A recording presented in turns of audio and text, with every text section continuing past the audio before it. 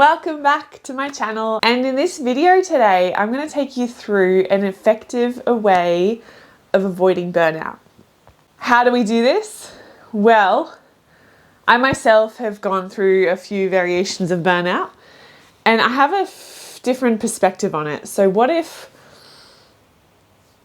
you to imagine for a moment, what if your burnout isn't actually coming from like you doing too much or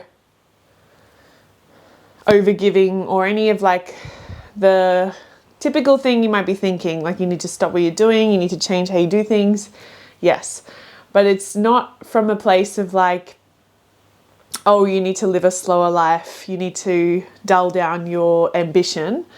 No, that's not what I'm about, because I'm all about activating that feminine fire in you as well. And this is part 2 video of my Activate Your Feminine Fire guide.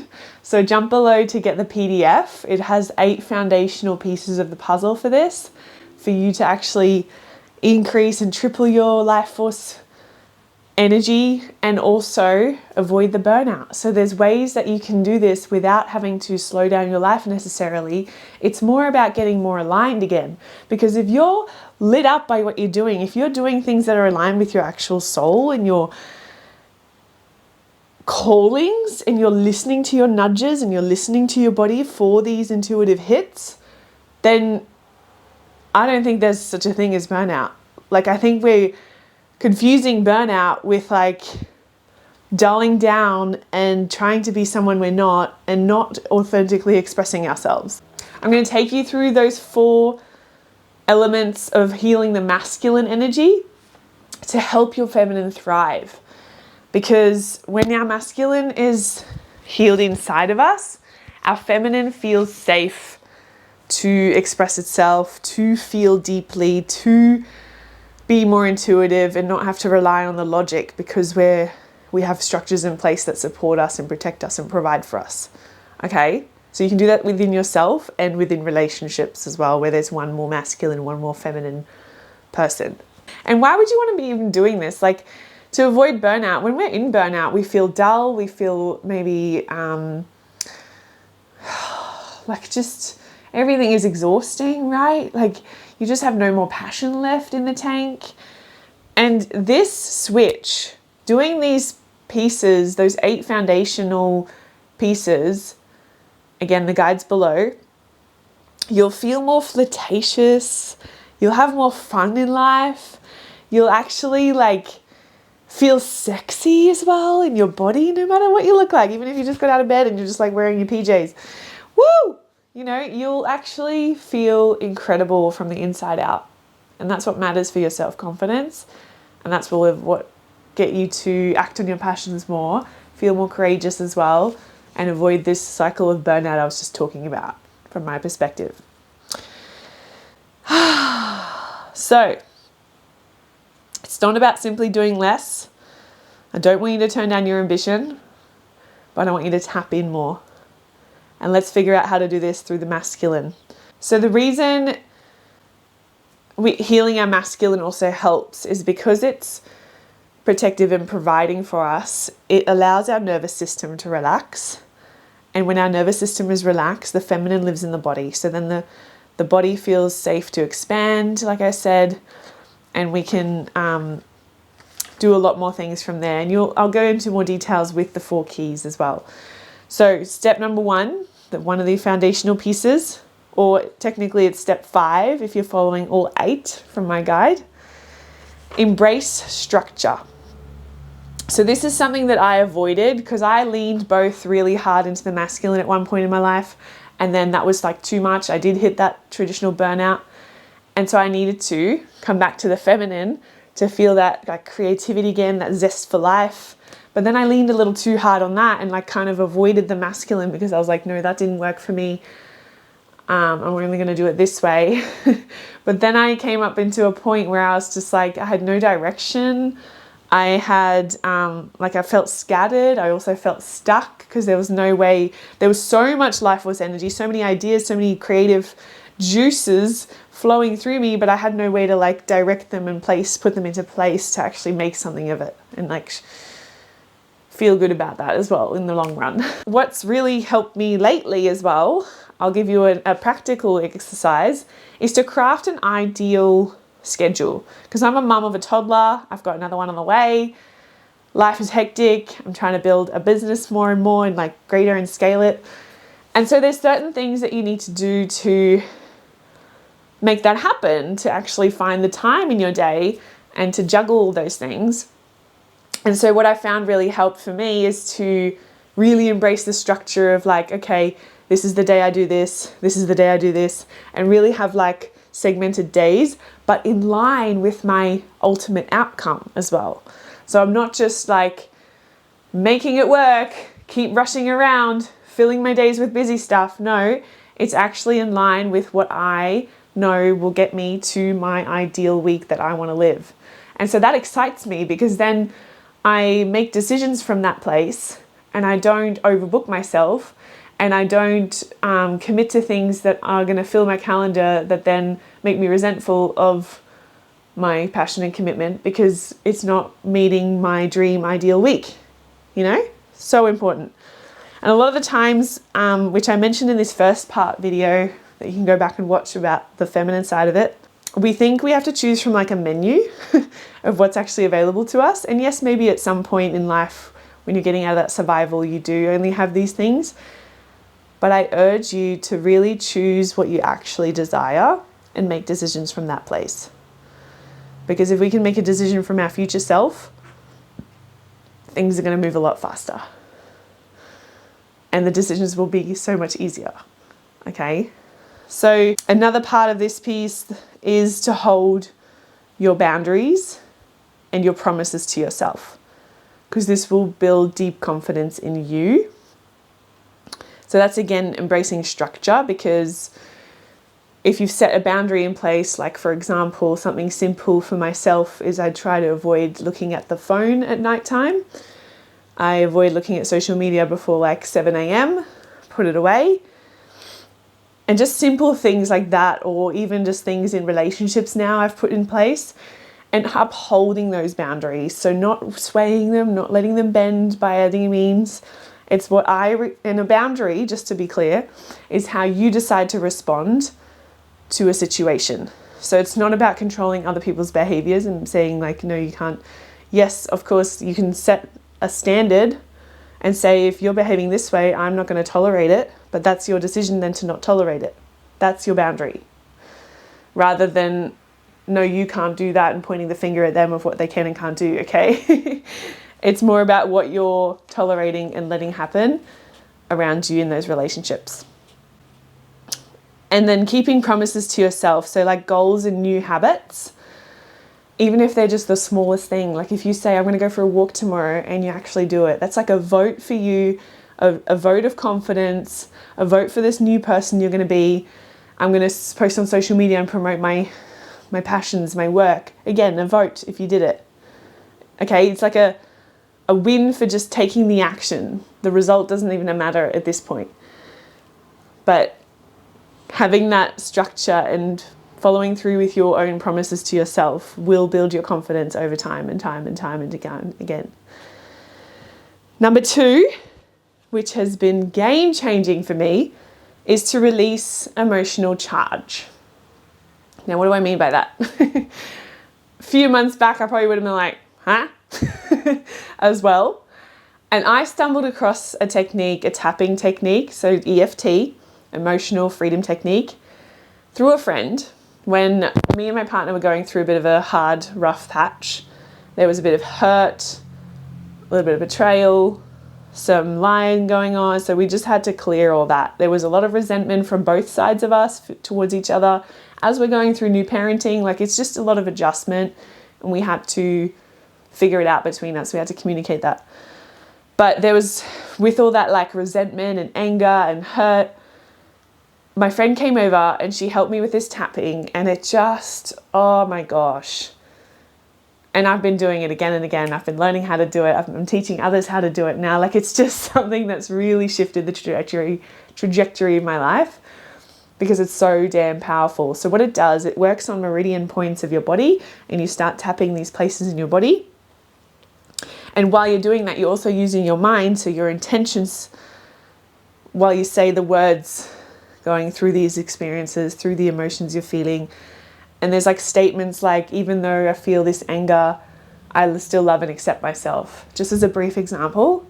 Because what that does is your body, the tapping part lets you kind of tap into the subconscious more and lets your nervous system relax and lets the energy flow circuit go the right way. Because when you're stressed and you're actually like tired and run down, your energy can reverse, and that can make you feel clumsy, scattered, all over the place, you know, lost, all those things. It actually like makes sure your energy runs the right way through your body. Plus, these statements make you accept what's going on. You're not avoiding these uncomfortable feelings. You're acknowledging them. You're accepting them because you're saying that I love you anyway. And then from there, as you work through these scenarios and like particular situations that you might be facing through these cycles of tapping, you're acknowledging the scenarios as well and like the experience, and it being okay, and you choosing what to let go of and what not to, okay? You're choosing another way of looking at it, you're choosing another perspective, and really helping program that into your subconscious, so then you can move forward without having to feel triggered by things so easily that might have, in this particular personal experience, it might have been like something that he says that, like, I got resentful over, but then me doing this work helped me just like always take a step back and go, okay, like, how am I firstly contributing to this? Where's a boundary I can set stronger, or a standard I can raise, and communicate that as well in a really healthy way without being like angry and again like all these emotions coming up. And sometimes it's just so uncontrollable, and that's what this helps you do, release that like overwhelm of emotions when these triggers happen. And then that way you can think better, because usually what happens when these overwhelming emotions come into your body, your heart races, you get angry, you're in that survival mode, your limbs are fired up, you're ready to fight, but your brain's turned off. Like literally all the blood out of your brain and your heart are like drained and you can't think properly. And that's how you make your decisions best, when you're grounded and you're like in the parasympathetic nervous system state. I know I'm going really fast. I'm trying to like get this in before I have to go to my appointment. So yeah, releasing any emotional charge around anything you have. And it can do, oh my God, it just works wonders in all areas. That I had another piece that really helped me. I was, with business-wise, not relationship-wise, I was choosing to stay confused about things of like marketing, which led me to not have to take action. And so then I didn't have to worry about it not working or working because I had these like subliminal fears of success, because then I would be too busy and then I would burn out again, like from past stories. So I cleared that as well with it. Like I was like, right, I can make action feel easy. Hence what I'm doing here now. Like this is fun for me and I can choose differently. I don't have to sit in this like, oh, but what do I do? Confusion. I can just start tapping and like move that out of the way. So anything that like is any self-sabotaging behavior you might have, we can fix this. We can like clear it. And if you want to go more into this, I have a tapping circle starting, and when you see this video, it probably is already going. Check out the link below, where women just like you who are ambitious, who are like craving this soul-led life, they're in there making these changes, breaking through glass ceilings, you know. Number 3, put down your guard to receive graciously. This is huge. Because we have this like, Monique Yates talks about this a lot. She's a feminine energy coach. We have this like honorable badge of the Miss Independent. It's a huge movement. Like, you know, no, don't need no man. But that's leading to this like common result of us burning out, because we feel like we have to do it all on our own. It's that like martyr, you know, like need to take care of everything. I can do it best. No one can help and no one can do it as good as me. I had that for ages. Oh my God. It's overwhelming and it's a struggle. Like, let people help you. But how do you do that when you're like in it? So what you need to understand in this moment is to see the masculine in a way that the masculine, and this comes from a book again, Queen's Code, which I've mentioned in the #1 book, a brilliant book about relationships and understanding men. So the masculine energy is there to protect and provide. I've said that before. And men, that's like their purpose. They love to protect and provide. And there's a common theme, amongst women, especially when they're in a long-term relationship, they're married. There's that like story of like, oh, I have 4 children if they've got 3 in their husband, you know, they call them a child because they might be messier, they might not take care of themselves like they'd like to, they're not like stepping up to that man role as much, okay? But that's because we're contributing to that narrative and we're like babying them in some ways, we're mothering them in some ways. And so this book really helps you look at this differently. And I'll just give you a brief example. So when you like have maybe a mess in the house, he leaves his sock and his undies around and it like really bothers you, you need to understand like everything a man does is for a reason. It's for a good reason. They have a different focus to us women. Their focus is really singular focus. So if it doesn't contribute to their current focus, they're not going to worry about it and they don't even see it, like literally. Their subconscious works for them that way. They just like block everything else out. Incredible. I wish I could do that, right? But us women have a more dispersed focus. That's why a lot of mess in the house bothers women a lot more, because it distracts us, because it like takes our energy away and it's like screaming at us to tidy it up. And when it is clean, we can finally like, oh, relax and be like focused and present and more calm.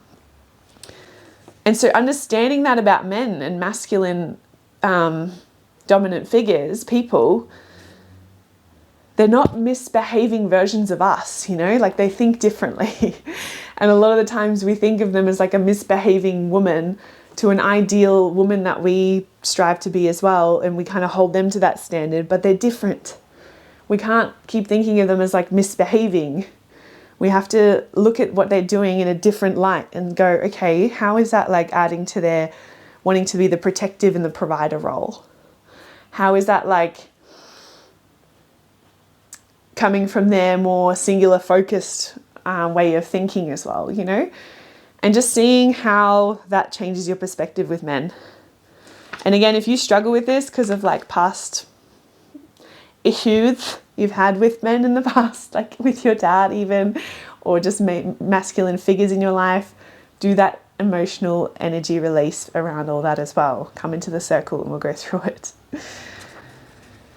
So that's putting down the guard, because then you can receive with like pleasure as well. Because they love to give things to us. We need to let them and allow them to have that space to lead us and to provide for us and to go, oh, honey, like I would love this and this right now, instead of being like, I can do it myself. Let them carry the bags for you. Even though you are capable, you could do it yourself. It doesn't matter. Allow them to help you. And they will like thrive as much as you will thrive when they help you. It's a win-win. And then number 4, strengthen, I'm just going to check the time, strengthen your relationships. So number 4, strengthen your relationship with source. And by that I mean like the energy field, God, whatever you refer to it as. This like encompassing universal field of brilliance that created us. I see it as a masculine energy and it protects and provides for us. And so to tap into that, we need to silence our mind. We need to get rid of the noise. We need to find some stillness. And this is where the slowing down advice is a good idea, because then you can actually hear.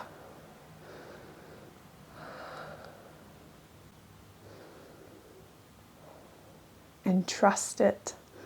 Like trust the intuitive nudges. Trust those things, even though there might be no evidence to it. Go towards it. I love to journal on this to really strengthen it, because it gives my brain that evidence that it's there, it's looking out for me, it's here. And so I'll write like in the evenings, not every evening, I'm human, But I try to do it as much as I can to like write what's a win today? What are some things like synchronicities that worked out for me? What are things that worked out for me today? And just write things like, I got a car park at the hospital really easily, or this person called me when I thought of them and it was just like brilliant timing. Like all these little beautiful miracles that happen in our life. Be a miracle spotter. So then you feel provided for, you feel taken care of. And notice what all the brilliance you have around you already, like all the abundance that means you're provided for, that shows that you're provided for, that you're protected and that you're safe. Really celebrate those. So that is like the 4 extra key pieces to the puzzle of activating your feminine fire. Because again, when we heal this masculine, then our feminine can come alive more. And if you don't have the PDF, it's a great PDF that you can even print and just like stick on your wall to have those as reminders to check in with yourself. Jump down below, there's a link there, you can grab it for free. And I hope to maybe see you in our circle, or even the 4-week transformation program I have, if you want to really like speed things up, get a little closer to me and have me support you through this journey of like getting that fire lit again in your belly, getting that like flirtatious energy again, being sexy, being more alive, and just dropping all that zapped energy. Love you guys.